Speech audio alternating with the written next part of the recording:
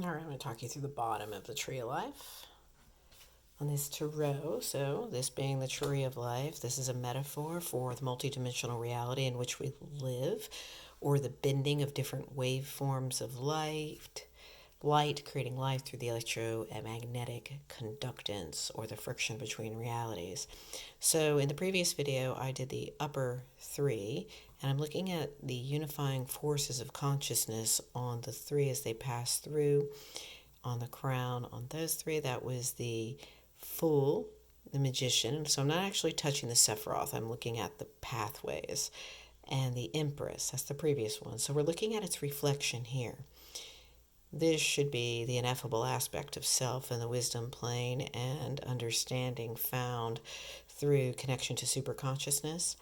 This should be the relatively the subconsciousness in its vessel of container. So here we have foundation and kingdom, victory and splendor. I'm going to be looking at just the triangle between splendor, victory, and kingdom. Kingdom would be the four directions, just drawn like the Native American medicine wheel here. The four directions of the manifested reality containing you in this experience of perception.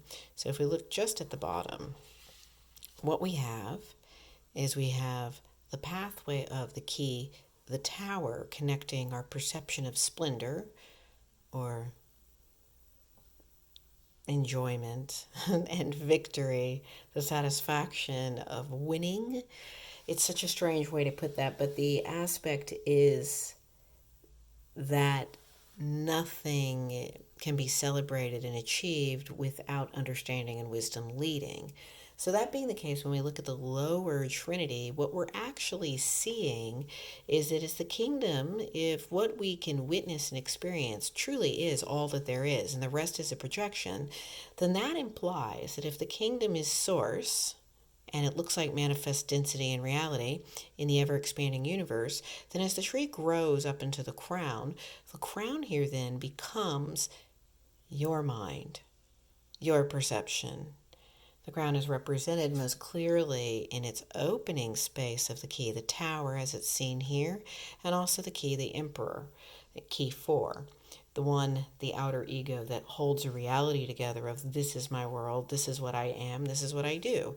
The tower is the dethroning of the old ego. It's the questioner, the one that's in the undefined space where the spiritual aspect of super consciousness that arises from all of the oneness shoots the lightning bolt of awakening and dethrones the reality. So it's interesting as we move this reflection, or what I really do truly see as a reflection, is that if this is the one, yet it looks like Earth, and you exist more in the superconscious aspect of perception, this reflection, it's always a paradox when you try to look that close at the one, then what you really have is your foundation should be rooted and be in complete mirrored reflection here at the center of self. So I'm going to go back and explain what this means as I talk in roundabout ways. That being consciously flexible and letting go of old ego, asking why I do something, why you do something, being curious in order to become creative, allows us to collapse through our own perceived illusions, this constructed tower of perceived illusions, and sit in the vessel, the cup of the divine, on the sheer foundation. Foundation exists right there behind it. Not going to look at the pathways to it right now. Right there in the vessel of Mother, of the contained form of the subconscious grace. It's supported by these two characters' judgment. Now, mind you, these keys, I don't know why I'm using mine. These are my weirdly colored one. I'm going to use the Thoth deck instead. The Tower of the Thoth deck. The Moon key that connects victory to the kingdom.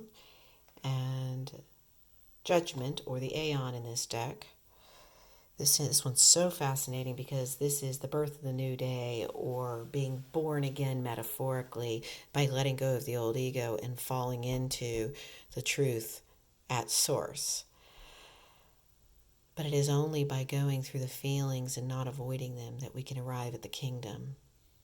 It is only by questioning our reality that we can arrive at the kingdom. It's only by bringing in hope and trust and faith that we can arrive at the kingdom and be born again metaphorically fully into the new reality and arrive back at the crown. So one of my favorite things in mythological interpretations of this is to look at the hanged man for this character. And the hanged man is the emperor reversed. And that implies, I'm going to show you that key. Here's the emperor, the one that corresponds to the outer ego with the Mars force of the tower.